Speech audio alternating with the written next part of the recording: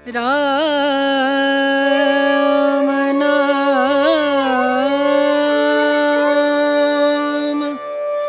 भजले। वृंदावन की पावन भूमि पर एक नई भोर की किरणें उतर रही हैं।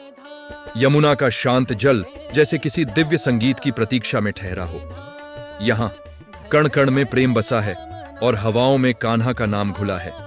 यह केवल एक स्थान नहीं, यह एक एहसास है, एक अनुभूति जहां परमात्मा स्वयं प्रेम बनकर लीला करते हैं।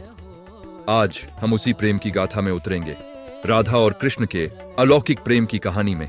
यह कहानी है एक साधारण हृदय के असाधारण रूपांतरण की।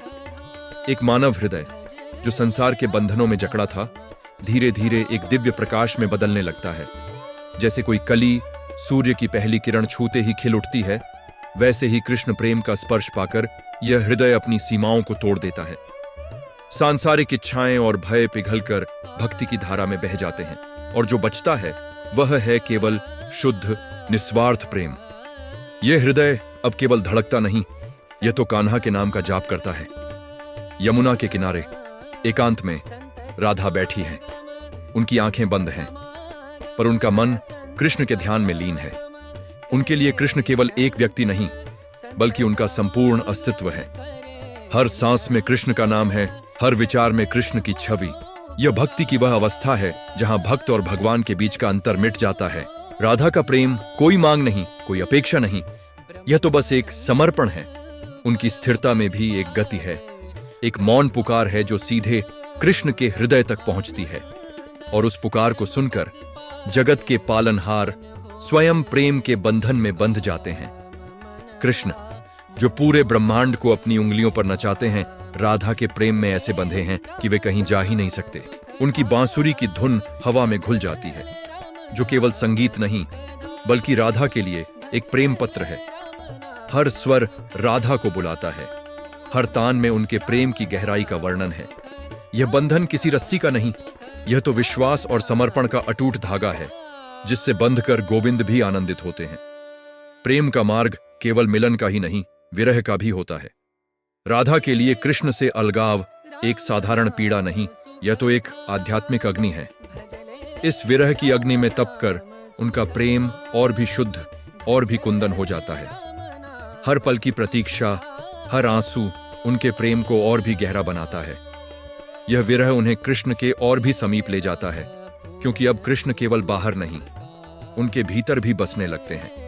यह दर्द उन्हें तोड़ता नहीं, बल्कि उन्हें उस दिव्य मिलन के लिए तैयार करता है जो उनकी प्रतीक्षा कर रहा है।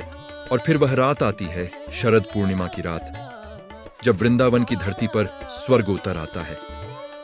कृष्ण अपनी बांसुरी बजाते हैं और उसकी धुन सुनकर सारी गोपियां अपनी सुध बुद्ध खोकर उनकी ओर खींची चली आती हैं। यह रास लीला है, आत्मा का परमात्मा से मिलन। यहां हर गोपी एक राधा है और कृष्ण अकेले ही सबके साथ नृत्य करते हैं।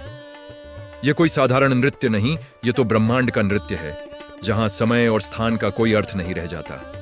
यह प्रेम की सर्वोच्च अभिव्यक्ति है, जहां हर आत्मा अपने स्रोत में विलीन हो जाती है। राधा और कृष्ण की यह कथा हमें एक गहरा संदेश देती है। सच्चा प्रेम बाहर किसी व्यक्ति या वस्तु में नहीं, बल्कि हमारे अपने भीतर है। भक्ति का मार्ग किसी मंदिर या तीर्थ तक ही सीमित नहीं, यह तो हृदय की यात्रा है। जब हम अपने भीतर उस दिव्य प्रेम को खोज लेते हैं, तो पूरा संसार ही वृंदावन बन जाता है। हमें अपने कृष्ण को कहीं बाहर ढूंढने की आवश्यकता नहीं, वे तो हमारी हर सांस में, हमारे हर विचार में मौजूद हैं। बस हमें राधा की तरह समर्पित होकर उन्हें पुकारने की देर है। अंत में प्रेम की यह यात्रा अपने अंतिम पड़ाव पर पहुंचती है। राधा और कृष्ण का मिलन होता है। यह दो शरीरों का नहीं, बल्कि दो आत्माओं का एक हो जाना है। राधा कृष्ण में और कृष्ण राधा में विलीन हो जाते हैं।